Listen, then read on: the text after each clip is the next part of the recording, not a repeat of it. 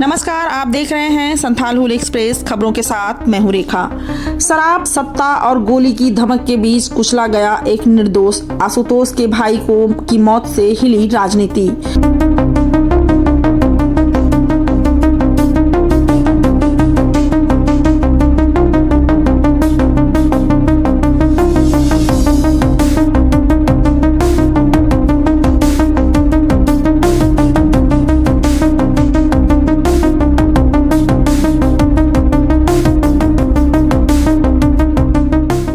खबरें विस्तार से।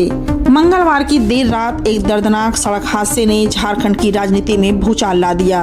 बिहार के चर्चित समाजसेवी व नेता आशुतोष कुमार के छोटे भाई मनीष कुमार की एसयूवी से कुचलकर मौके पर ही मौत हो गई। यह हादसा अब केवल दुर्घटना नहीं बल्कि सत्ता के नशे में की गई कथित दरिंदगी के आरोपों से घिरता जा रहा है। परिजनों का सीधा आरोप है कि इस वारदात को झामुमो के युवा नेता राहुल चंद्रवंशी और उनके साथियों ने अंजाम दिया है। आरोप है कि नशे में धुत युवकों ने जानबूझकर मनीष को टक्कर मारी और घायल अवस्था में अस्पताल ले जाने से भी रोका। प्रत्यक्षदर्शियों के अनुसार मौके पर पिस्टल लहराकर लोगों को डराया गया ताकि कोई मदद न कर सके। मृतक के भाई आशुतोष कुमार ने इसे सुनियोजित हत्या बताते हुए हेमंत सरकार और पुलिस प्रशासन पर गंभीर सवाल खड़े किए हैं। उन्होंने कहा कि इतने घंटे बीत जाने के बाद भी कोई ठोस कार्रवाई नहीं हुई और आरोपी खुद को सरकार का आदमी बताकर धमका रहे हैं। उन्होंने यह भी कहा कि गांडे उपचुनाव में उन्होंने कल्पना सोरेन के समर्थन में खुलकर प्रचार किया था, लेकिन आज संकट की घड़ी में सरकार और प्रशासन मौन है। यह लड़ाई अब केवल उनके भाई की नहीं बल्कि न्याय बनाम सत्ता की हो गई है। मनीष कुमार देवघर स्थित अपने पारिवारिक स्कूल में कार्यरत थे और शांत स्वभाव के व्यक्ति थे। उनकी किसी से कोई दुश्मनी नहीं थी। आरोप है कि शराब के नशे में धुत युवकों ने उन्हें बेरहमी से कुचल दिया और भय का माहौल बनाकर मदद करने से रोका। घटना से इलाके में भारी आक्रोश है। लोगों का कहना है कि जब एक चर्चित नेता का भाई सुरक्षित नहीं है तो आम आदमी की सुरक्षा कैसे सुनिश्चित होगी। आशुतोष कुमार ने साफ कहा कि जब तक उनके भाई के हत्यारे को सजा नहीं दी जाएगी वह पीछे नहीं हटेंगे।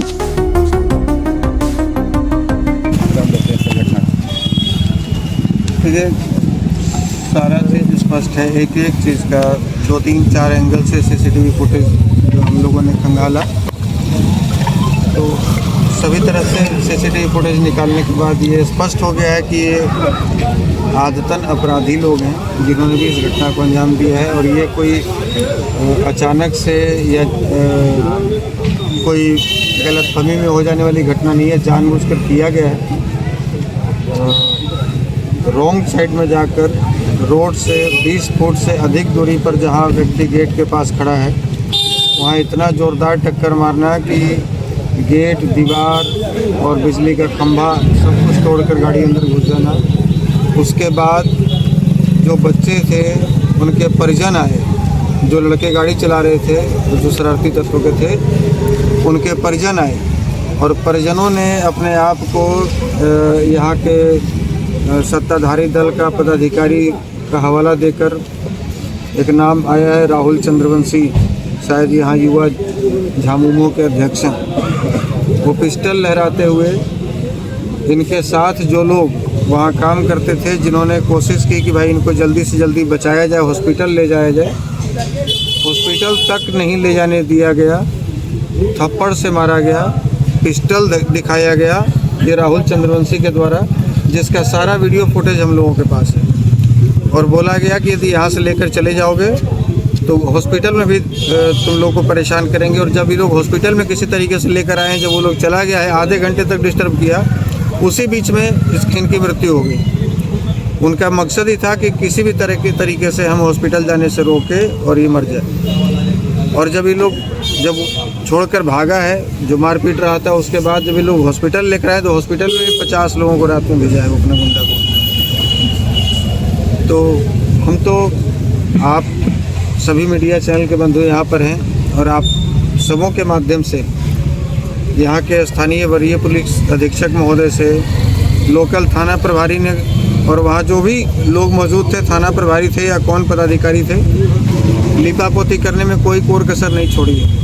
रात में टॉर्च जलाकर एक एक सबूत मिटाया जा रहा था कि कहीं कोई खून का धब्बा तो नहीं है, कहीं कोई जो ड्राइविंग कर रहा था उसका कोई निशान तो नहीं है, कोई चप्पल तो नहीं है। तो ये घूसखोर पदाधिकारी भरे हुए हैं। आप बताइए कि यहाँ जो अभी वर्तमान में मुख्यमंत्री है हेमंत सोरेन जी, उनकी पत्नी जब वो जेल में थे तो स्टार प्रचारक के रूप में चुनाव प्रचार कर रही थी और गांडे विधानसभा से चुनाव लड़ रही थी। मुझे उनकी पार्टी की तरफ से विशेष रूप से बिहार में बुलाया गया था आमंत्रण देकर गांडे विधानसभा में चुनाव प्रचार के लिए, और मैं 4 दिन रहकर चुनाव प्रचार किया और 14,000 वोट हमारे समाज का गांडे विधानसभा में है, जिसमें 8,000 वोट हमने दिलवाया कल्पना सोरेन जी को।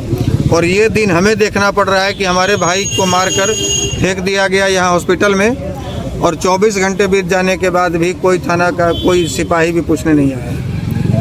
तो जब इतने लोगों को जिसको आमंत्रित करके आप बिहार से बुलाए अपने चुनाव प्रचार में, जब आपका बुरा दिन था तो आपके चुनाव प्रचार में आए, उसके भाई के साथ, जब सगे भाई के साथ होने पर आप इस प्रकार के कर सकते हैं, तो आम जनों के लिए आपके प्रशासन के लोग कितने मुस्तैद होते होंगे। तो हम चाहते हैं कि आपकी ये खबर ये पहुँचे माननीय मुख्यमंत्री जी तक कि ये आपके लोग हैं जो थाने में बैठे हुए थाना चला रहे हैं कि दलाली कर रहे हैं। यहाँ वो धमकी दे रहा था पिस्टल दिखाकर राहुल चंद्रवंशी, और कह रहा था कि यहाँ मेरी मर्जी से थाना प्रभारी बदलता है, मेरी मर्जी से डीएसपी का ट्रांसफ़र होता है। तो ये क्यों नहीं कह देता कि झारखंड में हम ही सरकार चला रहे हैं। मुझे इस मामले को लेकर जहाँ तक जाना होगा, सुप्रीम कोर्ट तक जाना होगा, रिट याचिका दायर करनी होगी, प्रशासनिक अधिकारियों को बाय नेम इसमें नामजद करना होगा, या जो भी किसी भी दल के सत्ताधारी के रहें या विपक्ष के रहें, जो भी नेता इसमें शामिल हैं, बाय नेम हम लोग FIR कर रहे हैं। और हम लोग आखिरी सांस तक, जब तक न्याय नहीं मिलेगा तब तक हम लोग रहेंगे। ये पूरी घटना जो आपने बताई, क्या लगता है कोई आपसी दुश्मनी या राजनीतिक दुश्मनी भी है, कुछ इस तरह से कुछ लग रहा है? देखिए, आपसी दुश्मनी तो कुछ नहीं हो सकती है, लेकिन जो शह पर जो शराब पीकर जो इनके बड़े बाप के बेटे जिनको बोला जाता है, जो रात में 12 बजे अय्याशी करते हैं, ये लोग मैहर गार्डन से सब दारू पी कर आए, सब नशे में थे। 5-6 की संख्या में लोग थे, फुल नशे में थे, और ये नशे में 150 से ऊपर की गाड़ी स्पीड में गाड़ी चला रहे थे, बाजला चौक से लेकर इस बीच में सत्संग वाले रास्ते में। आप समझिए कि वो रास्ता 150 की स्पीड में गाड़ी चलाने लायक है क्या? इतना ऊंचा वो बिजली वाला वो टीना सा लगा हुआ बॉक्स जिसमें सारे स्विच वगैरह हैं, उसको तोड़ते हुए फना कर उसका गेट तोड़ा है, दीवार तोड़ा है। और हद तो तब हो गई जब इसके गार्जियन आए और पिस्टल दिखाने लगे कि मैं तो झारखंड मुक्ति मोर्चा का युवा जिला अध्यक्ष हूँ, मेरे हिसाब से यहाँ थाना प्रभारी बदलता है, मैं यहाँ डीएसपी का ट्रांसफ़र कराता हूँ, और वो इलाज कराने के लिए हॉस्पिटल नहीं ले जाने दिया। अभी अब आप लोग क्या कीजिएगा? अभी क्या किया जाएगा? अभी क्या कुछ? अभी तो हम लोग जो बेसिक प्रक्रिया है, जैसे पोस्टमार्टम करवाना, फर्द बयान दर्ज करवाना, जी। हम लोग एक बार तो थाने में घूम कर आ गए। वहाँ पूरे थाने में ड्यूटी के नाम पर एकमात्र सिपाही था जो हवाई चप्पल में घूम रहा था, उसके अलावा कोई और थाना का स्टाफ नहीं था। हमने ड्यूटी ऑफिसर का नंबर मांगा, बात किया तो बोला कि आप 1 घंटे बाद आइएगा। हम लोग 1 घंटे बाद आएंगे। हमने पूछा आपका नाम क्या है, बोला उससे आपको क्या मतलब है, नाम क्या है मेरा। तो ये इनके पदाधिकारी हैं। ठीक है भैया। और हमने ये पूछा कि अभी तक आप क्यों नहीं गए, बोले वो सबसे मतलब मत रखिए, आपका काम। ठीक है भैया, ठीक है। घटना हुई है, इसको कैसे देखते हैं और क्या कहेंगे? बिल्कुल साजिश की तरह देखते हैं, क्योंकि वहाँ पे जिस तरीके का एक्सीडेंट किया गया है, गाड़ी दूसरे साइड से आ रही है, कोई आदमी अपने घर के दरवाजे के अंदर जा रहा है और उतने दूर से जिस तरीके से हिट किया गया है, डायरेक्ट हिट किया गया है, और उसके बाद भी हिट के बाद भी वहाँ पे 10-15 लोग के साथ आते हैं, और आने के बाद वहाँ के स्टाफ के साथ मारपीट, और उसके बाद पिस्टल दिखाना कि अगर थाना गए तो ये गाड़ी ज़बरदस्ती ले जाने लगी, तो फिर और पुलिस के सामने भी मारपीट किया गया है। तो इस तरीके का तो कहीं से भी नहीं लगता है कि कोई अचानक से घटना हुई हो। जैसे अगर रोड पे चल रहे कोई गाड़ी किसी को हिट कर दे तो एक बात समझ में आता है कि अचानक से गलती। इलाज के दरमियान सुनने में आ रहा है कि वो कहीं भी बिल्कुल नहीं करने दिया। हम लोग त्रिदेव में लेके गए, वहाँ वो लोग 15-20-25 लोग खड़ा हो गया, और त्रिदेव हॉस्पिटल वाले कौन थे वो लोग? नाम भी बताइए। नाम उसमें से एक का नाम जो हम लोग को बाद में पता चला, जिसका नाम राहुल चंद्रवंशी है। बाकी उस गाड़ी में उसी के सारे भतीजा और ये वो बैठे हुए थे, ठीक है। और वो कौन कौन थे तो पुलिस अब आइडेंटिफाई करेगी, CCTV फुटेज में पूरा है। गाड़ी का एक्सीडेंट होते, गाड़ी से बाहर निकलते, फिर उनका 10-15 लोगों के साथ आके वापस मारपीट करना, पिस्टल दिखाना और डराना। ठीक, पूरा नाम बता दीजिए अपना सर। मेरा नाम गौतम कुमार हुआ और मैं मेडल पब्लिक स्कूल का मालिक हूँ। ठीक। ना हुई है, क्या कहेंगे? देखिए, जो भी घटना हुआ है निंदनीय घटना है, और इसको मैंने पुलिस जो है जांच करेगा। जो पुलिस का जांच में आएगा, सारे फुटेज है, सीसी कैमरा है, सारे चीज़ है उपलब्ध है। आजकल तो कैमरा लगा हुआ हर शहर में।